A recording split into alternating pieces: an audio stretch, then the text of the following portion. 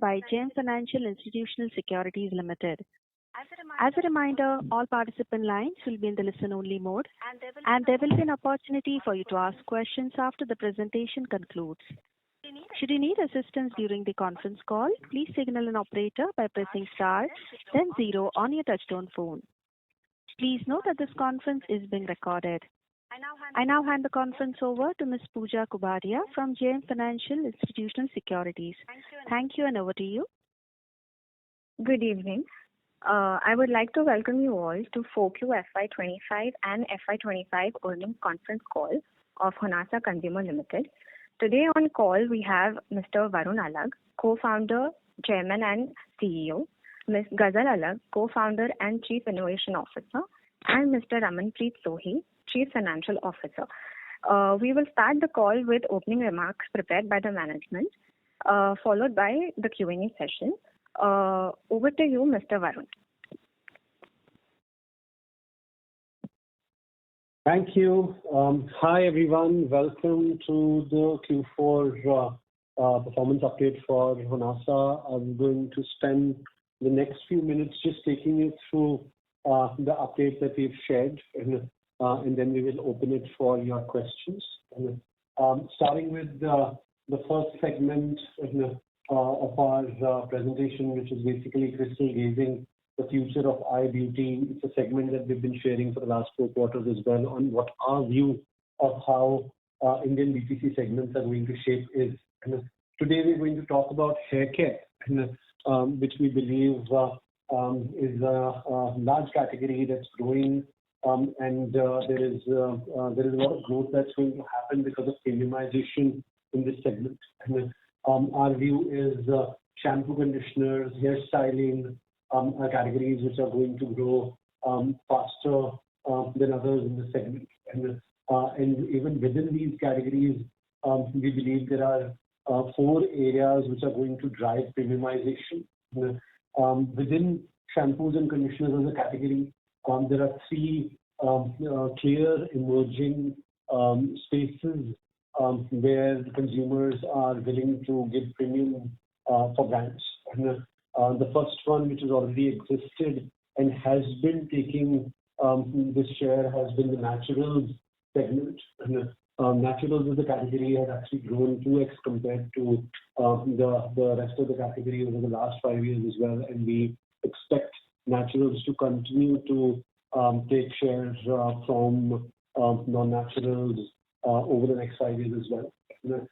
There are 2 newer spaces, one which has already emerged, which is the space of professional hair care, be it in salon or at home use. And this is also a market which we expect, that will grow much faster in coming times, and will help premiumize the category. And we have Be Blunt as a brand which plays in this. And the second big trend that we see shaping over the next 5 years is the way actives have taken share in skincare as a market. And scalp is the new skin, and hence actives in hair care is a trend that we expect to see over the next 5 years.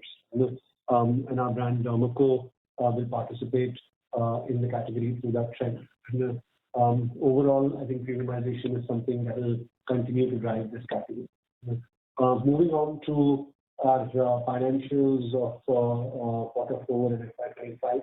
And we have been working on certain fundamental changes and improvements, be it in our distribution system or in our investment allocation. And we've started to see green shoots which are showing up, and which are now visible in our results as well. And in Q4, Honasa grew by 13.3%, a healthy double-digit growth. And the UVG growth, which demonstrates our consumer traction, was healthier at 21.2%. Gross profit has improved by Y, and EBITDA remains stable compared to last quarter, even after some of the experimentation that we have done this quarter. And we generated almost 74 crores of cash, being a negative 24 days working capital for the company. From a FY25 perspective, we've grown at about 7.7% to deliver 2,067 crores in revenue. Gross margin improvement has been there. Profit did take a hit because of the project need execution and inventory corrections that we have to sort of take. But overall, I think some of those fundamental changes have actually added beautifully to the company's future, and we're already seeing green shoots of the same. If you were to double-click on some of the highlights of the quarter, the first that I would start with is our core brand, Mamaearth.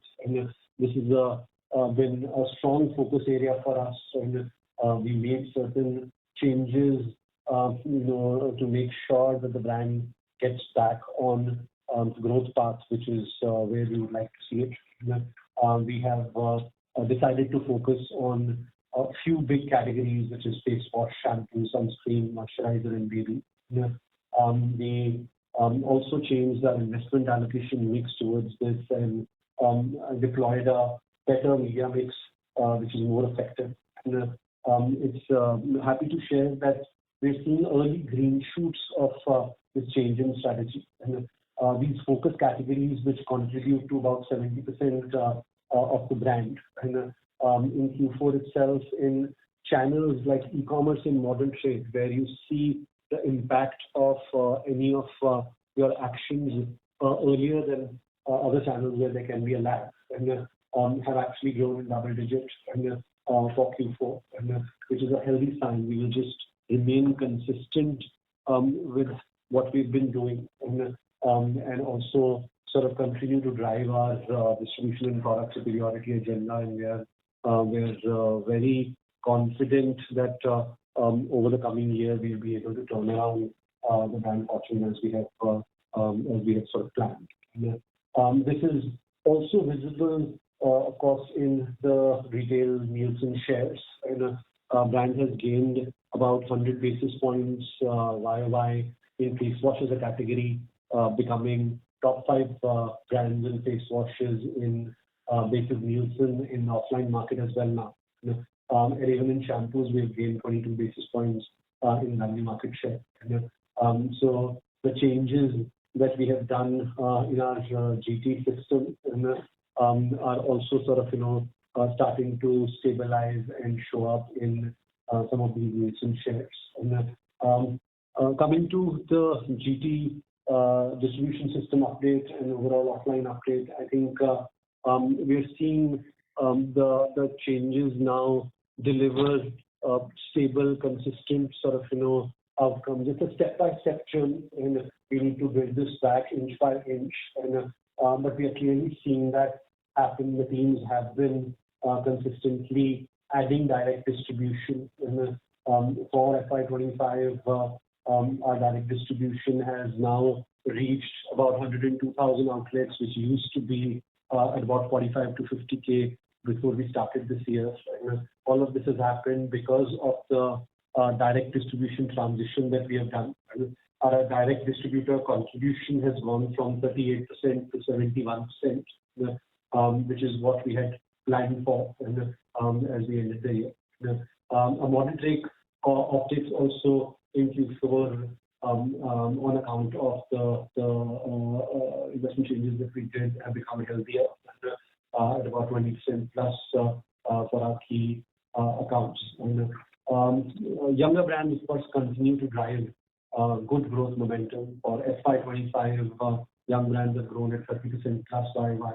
There is new categories and portfolios that each of the brands are building, and they're focusing on making sure that they win and build in these portfolios, both from product superiority and right consumer insighting.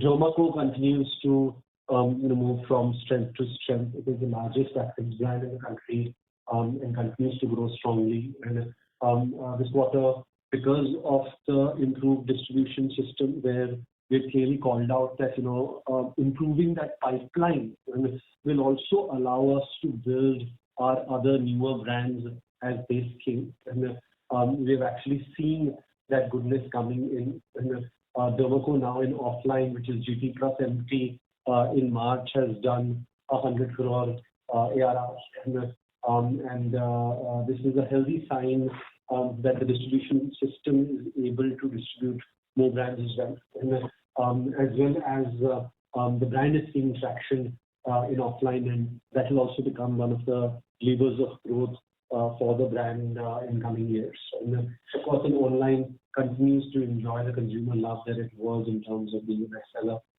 Its face cleanser business, which was the third business aside from serum and sunscreen that we were building, has now grown about 100% in Q4, so that's also a healthy sign for the brand.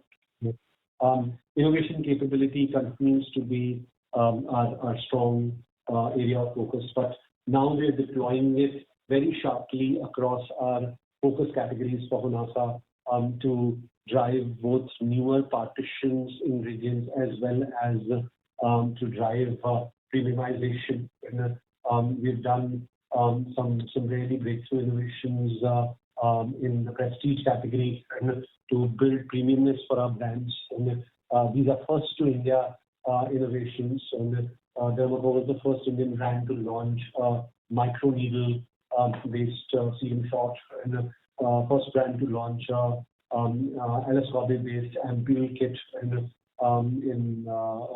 serums. And Dr. Sheth is the first brand to launch PDRN as an active in India. And so clearly we're looking at how we can bring the best of global actives and technologies to India, and also at prestige pricing for our brands to become more premium. R&D and product superiority continues to be an agenda which is very high priority for the team. And this year we've done a fair bit of strengthening across our R&D capabilities by our early acquisition of Cosmogenesis, and then further strengthening our R&D muscle. And it's already showing in our product improvements and superiority that we've been driving. These are two examples of what we've been able to achieve over the last 12 months with this new R&D muscle.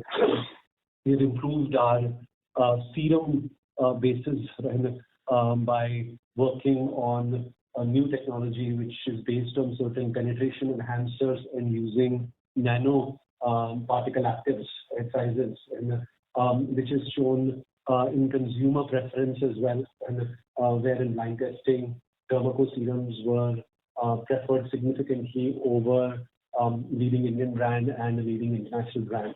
And also in face cleansers, and Mamaearth's gel face washes have finally beaten the market-leading gel face washes in blind testing. And again, something which is a area that is going to be an area of continuous focus for us. And we're not stopping here. We will continue to work on these areas and further improve and extend these gains, and as well as deliver them in other different categories as well. AI is something which is clearly not a buzzword anymore. And it's become a genuine technology that is going to make a significant difference in terms of how organizations can become both more effective and more efficient. And agentic workflows is something that at Honasa we're taking extremely seriously, and we've got a dedicated team who's working on different agentic workflows which can help make our different teams more effective across marketing, supply chain, finance, etc. These are some of the examples of things which we've already executed. On Skin Analyzer, purchase assistants which can actually talk to consumers in any language and answer any kind of questions on products.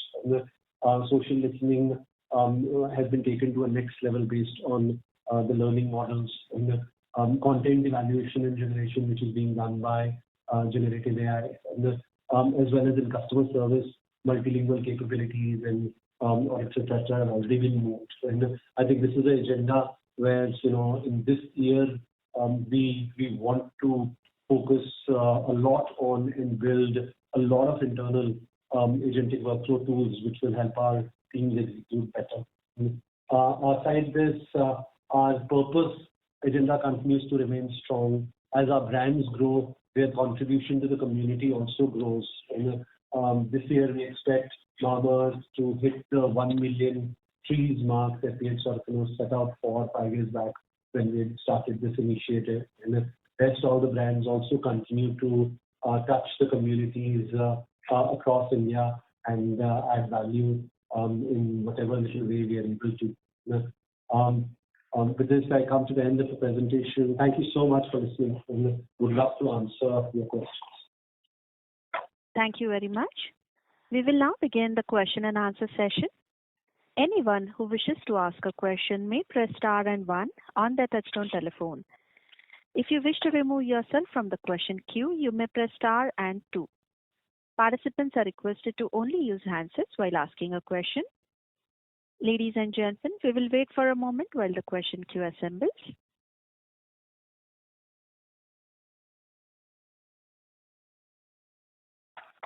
We'll take a first question from the line of Percy Panthaki from IIFL Securities. Please go ahead. Hi everyone. Good evening. I just wanted to understand the Mamaearth growth on a primary basis. Has it turned the corner and come to a positive YOY growth? Because last couple of quarters, the growth was, it was a decline rather than a growth. So have we reversed that, or are we still marginally negative? Hi, Percy.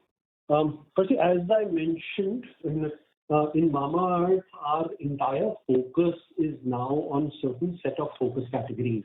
And in those focus categories, yes, our growth is positive. It is in double digits in specific channels like e-commerce and modern trade. And those are the categories that we will continue to focus on and track. And we'll continue sharing updates on those categories as a sum with you going forward as well. And those categories currently contribute to 70% of the brand. And we believe with the kind of efforts we want to put in over the next 2 to 3 years, they should get to 85 to 90% of the brand's contribution.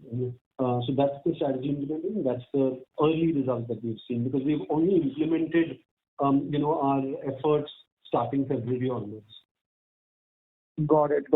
So Mamaearth as a whole, including the non-focus categories, when do you think that comes into a positive YOY growth territory? Will it be like in 1 or 2 quarters, or could it be longer than that in your view? Because I understand the strategy overall and I agree with that. But just the fact that the non-focus parts declining does put a pressure on the overall top line growth. So just wanted to understand from that point of view that as a brand as a whole, when does it come to positive YOY growth in your view? It's difficult to comment. I wouldn't even want to comment on that, because the max is that these focus categories where we are putting in the effort, and they will show the right kind of green shoots. And now it's only been 2 to 3 months of execution of those strategies. And hopefully the growth momentum in these categories continues to become better. And the decline in non-focus categories, we can't comment on how much or how that will take shape. But from a strategy perspective, I think our whole goal will be that these focus categories continue to grow in double digits as we move forward. Got it. On the other brands, apart from Mamaearth, you've mentioned that they are at 30% plus. So just a small clarification here, is it that as an aggregate they are 30% plus, or each of them individually also is 30% plus? And if there is any sort of differential performance in terms of some of the brands doing significantly better at 50% and some of the brands being slightly slower at, let's say, 15-20%. If I mean, without quantifying, if you can just call out any such differential, if at all there is one, that would be great. No, the number actually refers to aggregate, and it is not, so we're not disclosing brand level performance. But of course, that aggregate is arrived by certain brands being above that and certain brands being below that. So that's how. Got it. No, my only question was that do we feel that each of these 4 or 5 different brands are sort of doing well on their own, or is there any of these brands where you think that this is a little bit iffy in terms of that particular brand's growth trajectory? Firstly, I think every brand has its own journey. Every brand sort of, goes through a different kind of category creation, development. And so our agendas, depending upon what kind of category and proposition the brand lies, and how consumer sort of traction on that sort of category or trend line is. And our investments also vary, according to that, and the growth will also vary according to that. But as long as the overall cohort sort of continues to do well and gain share, I think that's what we should probably watch out. Fair enough. Last question is on the GT sort of disruption that we had. I mean, where are we on that now? And would you say that stock levels have stabilized or are very close to stabilizing? And let's say from next quarter within GT, we would have primary equal to secondary, or it will take a few more quarters for that? Oh, yes. We're in terms of our transition, in terms of our inventory levels and cleanups, and all of that is completely done. And now, as we move forward, it's just about building, on that strength. And every quarter, we'll continue to sequentially build on that sort of strength. It's a bit of a physical inch-by-inch journey, and where a lot of on-ground execution is required to get better. But as we have shown in the last 3 quarters, also how the team has been able to build direct distribution, I think that agenda will continue to thrive over the next 2 quarters as well. Yeah, my comment was just in the context of your comment in the PPT saying secondary has grown faster than primary, which means that you're still sort of bringing down stock levels with the distributors. So is that something that will still happen over the next few quarters, or we are at the end of that process now? Yeah, I mean, we are almost at the end of that process. I mean, see, some of that primary is very BAU, because on an ongoing basis, there is also sort of damage expiry that you take back, and sometimes secondary primary gap is because of that also. But now it's not because of inventory levels, right? Our inventory levels are absolutely in the right range. And so, I mean, going forward, that is not something that we see as a... Got it. Yeah, that's all from me. Thank you and all the best. Thank you. Thank you. Before we take the next question, would like to remind participants to press star and 1 to ask a question. Next question is from the line of Vivek M from Jefferies. Please go ahead. Hi, good evening, Varun and team. Vivek? Hi, am I audible? Yes. Okay, perfect, Varun. So, Varun, continuing from the previous participant, so in terms of journey, what we saw, second quarter was probably the trough, and what you answered Percy in terms of inventory levels are fine now. So, do you think let's say the second quarter marked the trough, things got better in third quarter, even got further better in fourth quarter? From here on, the cleanup bit is done, and now it's more around growth. Is that fair? From your energy perspective, from management's time and bandwidth, that is where you will be spending time, or the other way of putting it is, are there any areas which require, serious attention, or it's more around, growth that you'll be focusing on? Vivek, so I think the management bandwidth is now fully dedicated to getting our strategy into execution. Our strategy had two parts to it. The first part was where to play, which is identifying the right categories and partitions, in which we want to play. And second was how to play. I think the where to play piece of our strategy, we clearly have been able to arrive at, and that part is sort of done. The how to play part is where we believe we are 70% there. All the experiments, pilots, etc., that we were doing, most of them have clearly sort of delivered learnings. We're 70% there. I think over the next 2 to 3 months we should further strengthen the how to play strategy and sharpen that. And then onwards, it's actually just pure execution, of that which we intend to do violently and make sure that we get to our long-term goals that we had set out for. So that's how we do it. Okay, that's good to know.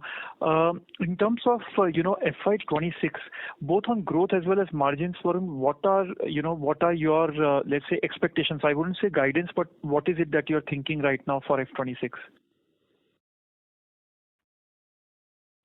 With the plan would of course be that we deliver a double-digit growth in FY26 in terms of value, and we intend to continue to use every quarter to build that sort of go from strength to strength in terms of our execution. And even in terms of EBITDA, of course, compared to last year, of course, we will see significant improvement by about 250 odd basis points over last year, FY25. And by the exit, we hope in terms of EBITDA profile, we should get back to our FY24 levels. Interesting. And the other bit on TDC, where TDC is in in its journey, this 100 crore ARR, it's on in the offline channel is way ahead of where Mamaearth was. Is my understanding correct that whatever measures you have taken on the distribution side on the offline bit has obviously helped or corrected Mamaearth, but it actually serves as a platform for, let's say, TDC now and then Aqualogica and other brands in future? I would say absolutely the correct understanding, Vivek, and that was the whole intent of making those fixes, going through that pain and building out this distribution system as well. And this is supposed to be pipeline for all of our brands in future, and the healthier, cleaner, broader that pipeline, and it'll be able to carry more business into the offline distribution channels, which we are already starting to see.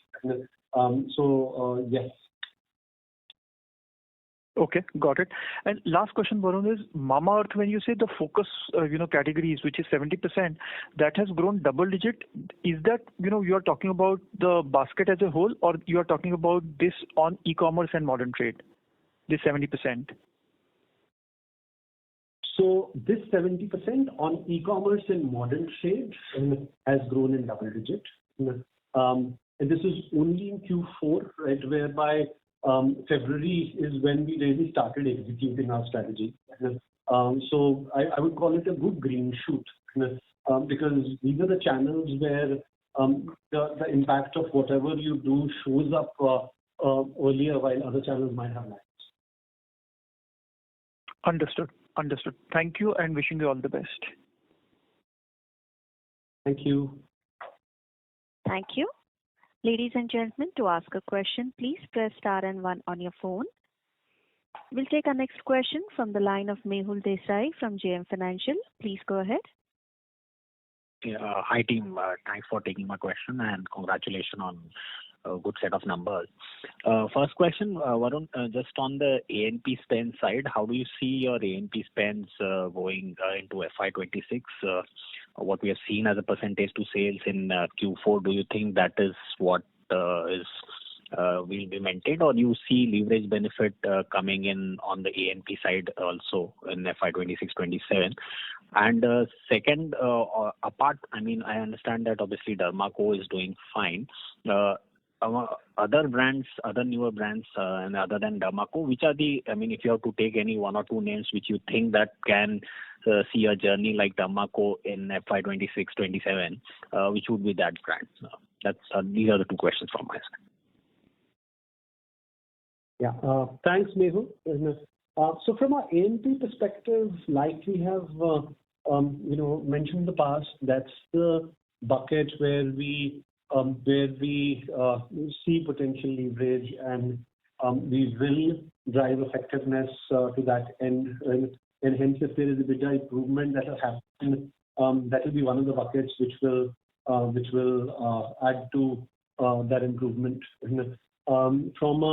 From a perspective of your second question, which is the way Dermaco has performed, which other brand? I mean, honestly, our attempt will be all our brands move in that dimension over the next 3 to 5 years. And we're very confident that the spaces that we have chosen are spaces that are very consumer oriented, and our investment in these brands should also pay out with a similar kind of trajectory in these brands that Dermaco has seen. And so attempt will be on all fronts. Let's see which horse sort of breaks through first.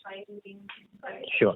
And just on Dermaco, if you can give some flavor on how was the margin trajectory for Dermaco.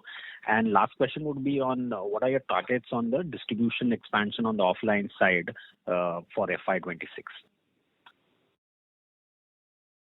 So from a Dermaco perspective, last year was the year when the brand became EBITDA neutral. And this year, the brand has become single-digit EBITDA positive. And I think will continue to strengthen its EBITDA profile going into next year and the next. That's the trajectory that we want to see for the brand. Your second question around, could you repeat that? Your target for the distribution. Yeah, sorry. Yeah, so in the coming year, we would like our GT channel to add at least 50,000 more outlets into our direct distribution from a 12-month unique coverage perspective. So we would want to see this number, which is 100,000 today, get to 150,000 as we exit the next year from our 12-month unique coverage. Got it. Okay. Thank you so much, and good luck for FY26. Thank you. Ladies and gentlemen, to ask a question, please press star and 1 on your phone. We'll take our next question from the line of Neil Doshi, an individual investor. Please go ahead. Hello. Am I audible? Yes, please go ahead. Yes. Actually, I wanted to ask with regards to more direct to consumer Mamaearth, stores and shops which can be, made open in malls, etc., high streets. So what is the view regarding that, as well as export contribution with regards to Middle East and other regions that we export to? Hi, Neil. So we have an EBO channel. Mamaearth currently has over 100 stores across 20 plus cities in the country. So most of the A malls and prime malls locations, Mamaearth has EBO stores in. And these stores serve both the purpose of bringing our larger assortment and categories to life in the physical world, as well as purpose of building imagery for the brand.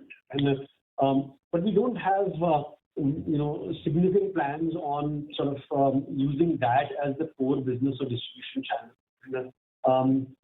The expansion plans are fairly limited on that front. And our core distribution and business channels continue to be GT, MT, and online, which we focus on. And our international focus also, while it continues to be there as a business, and it's not a key management sort of focus and agenda. And our focus continues to be on India market and cracking that for Honasa overall and building brand for Indian Gen Z and millennials. And that's what sort of will remain focused. We do get demand from other markets, and we have a strong international team which services that demand. And but that's about it.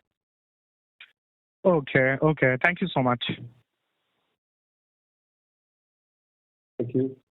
Thank you. We'll take our next question from the line of Jitendra Arora from ICICI Prudential Life Insurance.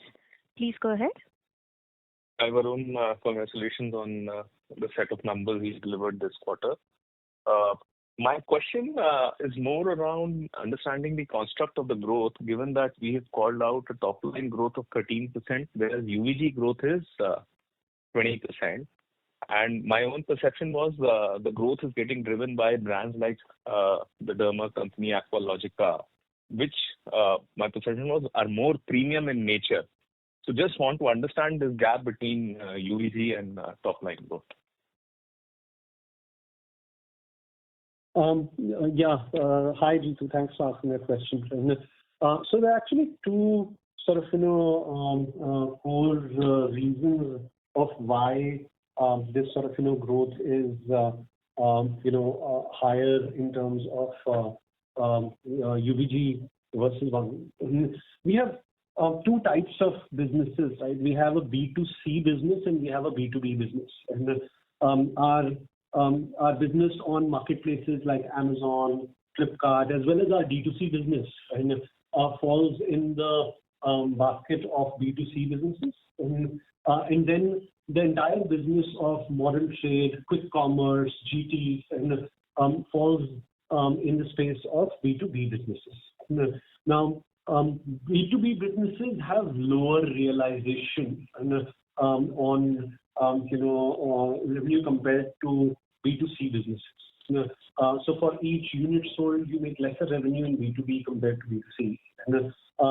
And the contribution of B2B businesses for us has been going up. And of course, in e-commerce, it's because of the quick commerce growth that has been happening. And that's a B2B business transition from e-commerce platforms that we've seen. And, as well as beauty platforms growing faster, that's a transition that has also led to B2B to B2C.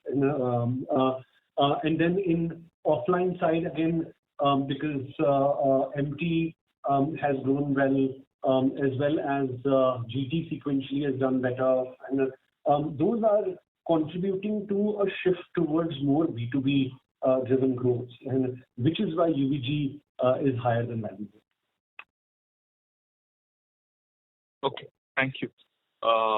One more question would be, Varun, given that you called out that we are amongst the top 5 brands in shampoos, if I'm not mistaken, right? Face wash. Face wash. Face washes. Okay. And we've also improved our market share in shampoos by around 20 bips. Yes, sir.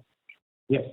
So just want to understand, given that shampoo large volume and maybe slightly lower value will also be through low unit packs where perhaps we may not be participating as of now.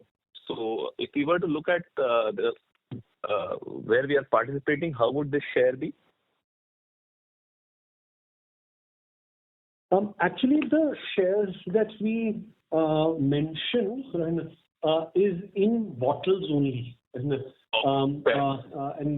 share that we talk about actually is in bottles because LUPs is not an area that we participate in, so that's a share that we don't even sort of talk about or subscribe to. Okay, thank you. Thank you. We'll take our next question from the line of Ishpreet Kaur from Relax Capital. Please go ahead. Hi. I just wanted to understand the advertising number that you shared of 766 crores. Is it possible to get a breakup between the spends online and offline?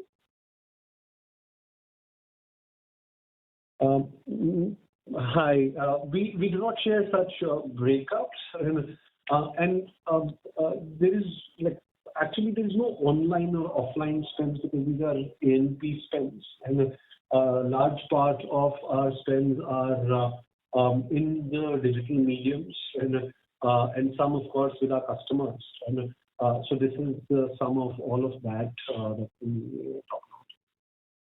So this also includes the discounts or the offers that are there on the product? Not really. The discounts and offers, etc., are net off from our revenue. Net off from the revenue. And how is this number likely to be like going forward? Is it going to be in line with the revenue or a lower growth? Like I mentioned, this is a bucket from which we see leverage in the coming years, and hence we want to drive effectiveness and make sure that as percentage it keeps going down over years. Okay. And is there a metric maybe for us to better understand as to the spends that we do on the digital marketing as to say how much is the spend and how much is the kind of sales? Is there any metric for us to better understand this? Not really. We are investing in brand building, which is a long-term investment to build these brands and awareness of these brands. And that's the whole investment in this business, and that's what we are doing across our brands.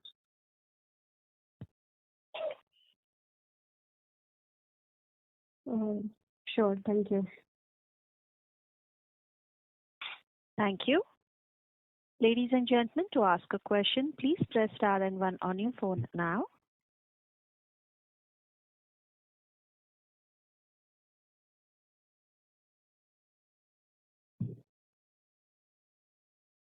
We'll take our next question from the line of Chokalingam from ICICI Prudential Asset Management.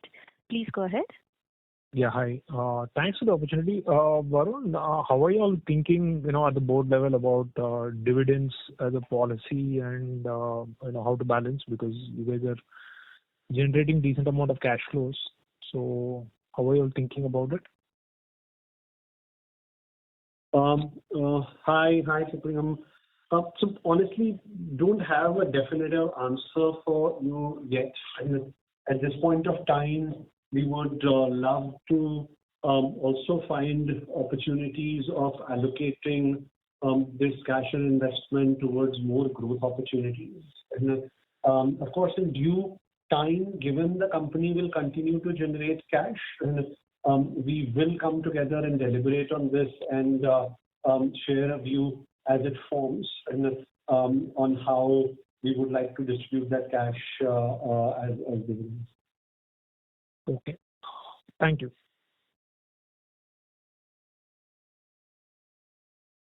Thank you. We'll take our next question from the line of Manoj Menon from ICICI Securities. Please go ahead. Hi, team. Three quick clarifications from my side. One, I'm sorry if I missed this in your earlier comment while I was listening. The Mamaearth online-offline piece, particularly in the offline, where were we currently? And just on the Mamaearth piece, because that's where we started off with, and the rest of the brands are, right, Derma, etc., happening currently, or rather in the last year or so. Just the online-offline piece, some numbers I heard about, if I remember correctly, I think 70% is through dedicated distributors versus, I think, 30-odd% earlier, etc. Just some of those journeys and how do we look at the milestones you have for the next 12 months on the offline distribution to begin with? That's the first one. Hi, Manoj. So from a offline distribution perspective, again, our focus will continue to be on the focus categories that we've called out on Mamaearth. In modern trade, these categories have already started showing good growth. Like we said, we are in double-digit growth in Q4 itself. In GT also sequentially, they are getting better. And we'll continue to track them sequentially and continue to build on them. Every quarter the focus will be that we further enhance distribution of these focus categories in both GT as well as drive double-digit growth in MT. Varun, is it fair to, let's say, make a statement of hypothesis that material part of incremental growth for Mamaearth will actually come from offline? Adjusting for, obviously, I'm not concerned too much about the one-offs for the next few quarters, maybe even for a year of the defocus, etc. That's a transition. Adjusting for that on a like-for-like basis, is it fair to say that for the Mamaearth as a brand in totality, let's say significant portion, if I put a number there, let's say 80%, 90% of the incremental growth will come from the execution in offline, particularly in GT. Again, like-for-like, without taking, let's say, a normalized growth for a GT, for an MT or an e-com. Yeah. To be honest, Manoj, our objective would be that our three channels of focus in terms of growth are e-commerce, GT, and MT. We would like the focus categories to grow in double digit across these three channels, not only one. Like we had highlighted, the investment allocation piece would not only deliver healthy growth in offline, but also help us deliver that growth in on e-commerce, which is also a sizable channel for the brand. And hence, I do believe that, apart from offline, e-commerce also, the focus categories will deliver double-digit growth going forward. Okay, fair enough. Secondly, Varun, maybe just about a year back, you had, let's say, experimented with low unit price packs at the price point, let's say, relevant for what Mamaearth stands for. Let's say I think it's close to 12 months now, if not longer. What's been the, let's say, learning from those experiments? Is it worth ramping up or it's not? No, actually, very healthy learning, Manoj, and a very relevant sort of question as well. Like, for example, to give you a reference, in face washes, most of the brands which are bigger than us in terms of share today, the 50 ml to 100 ml ratio is skewed almost 3 times towards the 50 ml pack.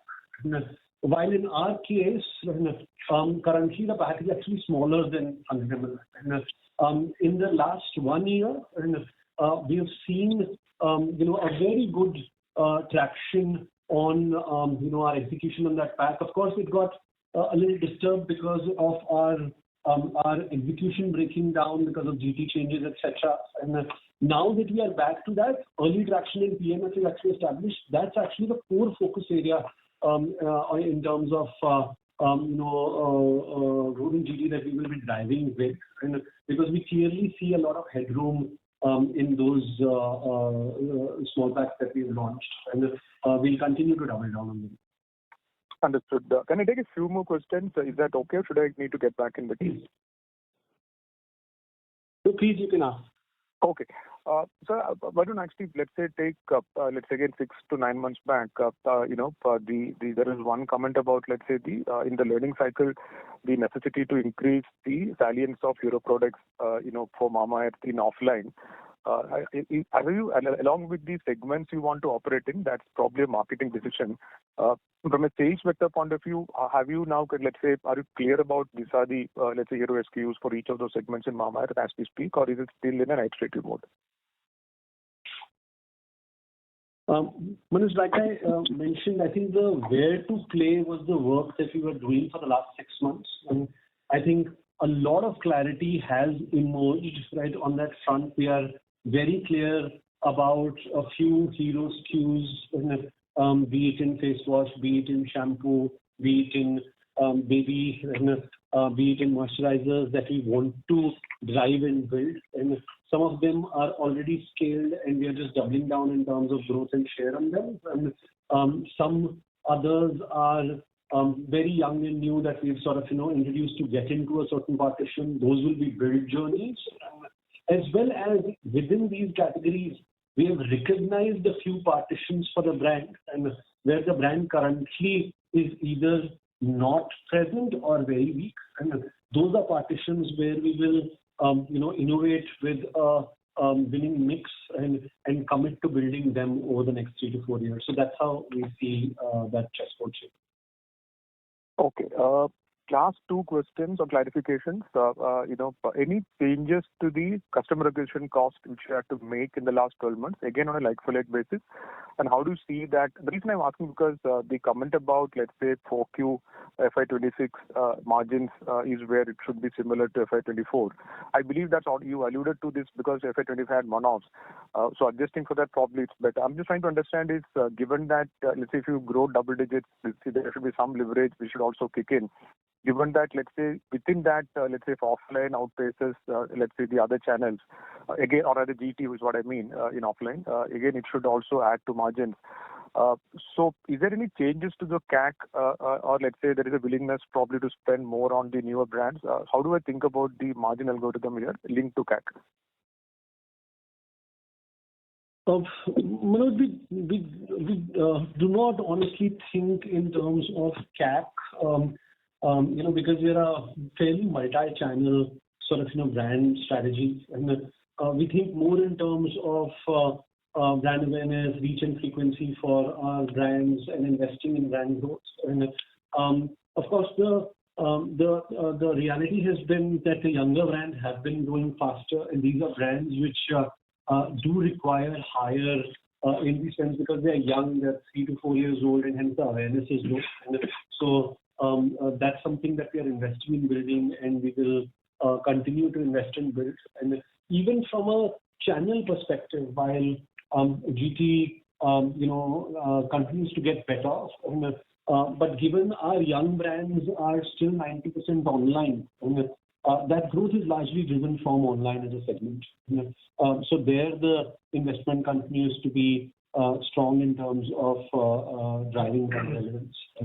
And that's how I would suggest you see. But yes, that's an area which we do see leverage arising out of as channel mix, brand mix, as well as effectiveness sort of comes into play over years. Understood. And lastly, creditable performance team for let's say improving working capital by about 7 days, right? I mean, so minus 11 to minus 18 is what I saw quickly after the results came before I got into the call. If you could just talk about it. In fact, it's a very good performance given what has happened to the channel mix during the year and probably the other focus areas you might have as the top management. If you could help us understand what are those drivers which let's say the unlocks which helped you achieve this, and let's say how much more you could do to eke out in the medium term, probably 2 to 3 years. Manoj, hi, Ram on this side. You're asking about working capital efficiency, right? Yes, that's right. Yeah. So I think if from a cash generation perspective, I think Q4 obviously has been a good quarter for us, both from a profit perspective and also working capital increment and generation. It's a mix of course, how our channels have scaled and also efficiencies from a receivable cycle and extending the payable cycle in some cases. So I think that has been a consistent focus for last 3-4 years, and I think we've had some directional improvements there. And hence, what I see is that this is probably a trend which would sort of, it is not probably difficult to continue from here. We would want to retain the cash generation cycle at these levels as we move forward. Thank you so much. And all the optimization on the inventory side has happened during the quarter, which has led to better working capital for us. Sure. Thanks much. Thank you. We'll take our next question from the line of Nitin Gupta from MK. Please go ahead. Yeah, thanks a lot for the opportunity. Just one question. How are we going to go about around 30% of your non-focus categories under Mamaearth? Nitin, I think strategically we're just activating them, serving them, being tactically present wherever the sort of be it in online or offline these categories exist, and we don't intend to invest marketing monies in them, and sort of that's how we see it in terms of that cluster size. Also, we want that contribution to reduce from 30 to 15%, and contribution of focus categories to increase significantly over the next 2 to 3 years. So I think new investment, tactical availability, and is the only thing that we expect to do on these categories. So this means like a gradual sort of a reduction in the portfolio rather than a rollback of certain category offerings. Yes, Nitin. In fact, it's not really rollback. I mean, to give you an example, a category like body lotions, which is a non-focus category. Now, in season, because the brand has natural traction and awareness, we have relationships with our modern trade accounts, and there is demand that comes in for that category. We just serve that demand. Right? I mean, it won't grow. It might even sort of decline or stay where it is, and due to which, if the brand grows and it stays where it is, the contribution will keep sort of going down.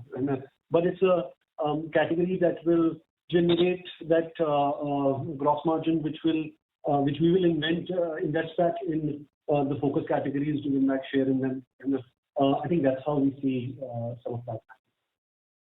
Sure, this is very clear. Thank you. Thank you. We'll take our next question from the line of Mudit Minocha from M3 Investment. Please go ahead. Hi, great bounce back from last quarter. Just a few questions. Wanted to ask, what is your next year growth, revenue, and EBITDA guidance?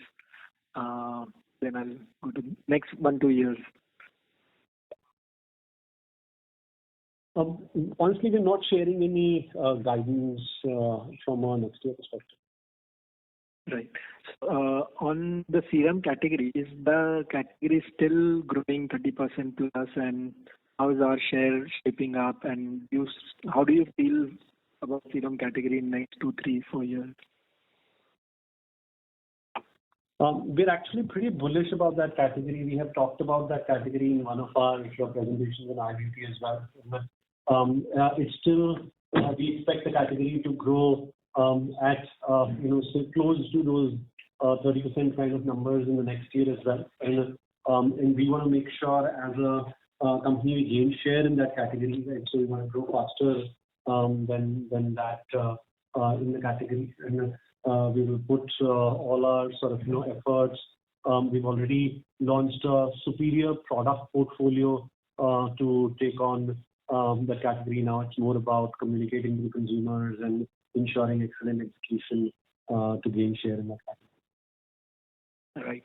So in your presentation, you have said that your secondaries have been good, better than primaries, and just wanted to understand from the new set of distributors that you have enrolled, how many of them have placed repeat purchases, and how many of you are confident that these have built a decent franchise in the cities? Well, I think that's honestly a monthly exercise which sort of continues to happen. And the fact that our overdues in nil, the fact that our secondaries continue to sort of climb, and GT distribution continues to climb from a direct perspective, and are all signals that these new partners are fairly strong and stable in helping us deliver our execution agenda. And, from a perspective of quality, like we had sort of mentioned, I think 70 to 80% of our cells are in green in terms of the scorecard and quality that we expect from our partners, and balance is work in progress that we will keep doing over the next few quarters. Right. On quick commerce, if you are tracking your market share versus peers, is your market share in quick commerce per se better than the incumbents, like the large ones? So to just directionally say that your presence in quick commerce is better, or you're able to crack this channel better, any nuances that you have picked or your focus there? Our actually goal as well as North Star metric is more internal there. Because it's a new shaping channel, we wanted our shares to be higher than what our overall e-commerce shares are. And that's the metric that we're chasing. In most of the categories, as we speak, our shares in QC are actually higher than our overall e-commerce shares. So that's a healthy sign, and because if the channel grows, our overall share will sort of grow faster. So that's the metric that we are tracking. Great. And if you could also elaborate about the few experiments that you are trying in different geographies and any color that something is positively shaping up and that you want to take it to them in the pan country, just for our understanding. That's my last question. Thanks. Like I mentioned, I think, there are so many of them that we tried. I won't be able to sort of share elaborate details, but the fact that Mamaearth, where most of those were done, has seen certain green shoots in our core channels and focus categories, and points to the fact that these experiments have been showing positive results. And, some of the experiments still continue to be on. We will learn from them over the next 2 to 3 months, based on which, like I said, we will have a holistic, effective how to play playbook that we will deploy in coming quarters to continue winning in the market. Congratulations. Thanks for it. Thank you. As there are no further questions, I now hand over the conference to management for closing comments. Over to you, sir. Thank you so much for all the interesting questions. Thank you. Thank you. On behalf of JM Financial Institutional Securities Limited, that concludes this conference. Thank you for joining us, and you may now disconnect your lines.